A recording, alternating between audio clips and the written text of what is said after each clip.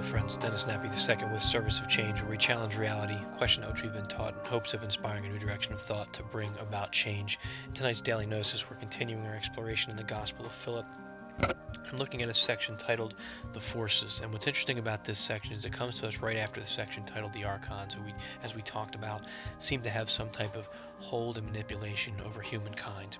And we'll talk about these forces here and how they may be seeming to help us, but may have more sinister motives, or selfish motives, I should say, in mind that may not always be in our best interest.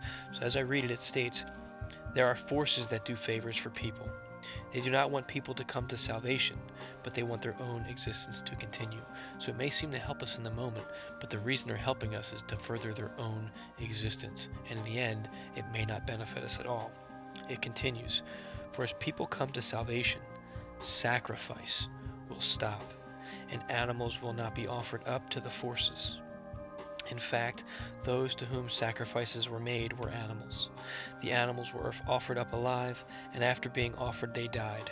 But a human being was offered up to God dead, and the human being came alive.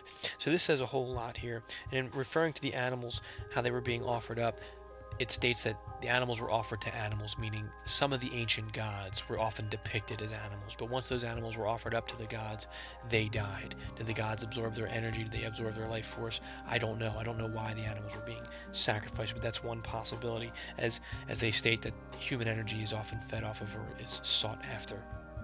So we're looking at humanity, and it says, but after the human being was offered up to God dead, so the human died, then the human being came alive. Maybe what that's saying is, once we break free of this physical realm, that's when we're accessing who we really are. Now, I don't think that we need to die in order to experience that. That's obviously what happens when we do die, is we get that experience. But there are ways through meditation, through through sound, through different various techniques, through certain plants and substances that allow us that expansion of our consciousness to become alive, to realize who we are. And it starts by looking within ourselves and making that greater connection to what's out there. So let's not be deceived. Let's understand, again, trust your intuition. That's a theme this week. Listen to your heart. Let that be your guide. As far as when forces may seem to be helping you or guiding you, even that if that force seems to be from some other power, from some level of divinity or a higher consciousness, trust your intuition. Where is this guiding you? Does it feel right? Does it feel wrong? And figure it out, and you will find your way. As always, don't forget to check out serviceofchange.com. Every Saturday we have a new episode of the Seeker podcast.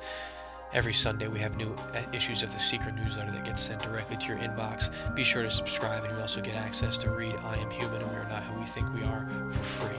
Remember, at serviceofchange.com, where small changes among the masses can have a massive impact around the world, we challenge you to be that change. Never stop questioning, and keep an open mind. Thanks for listening, friends.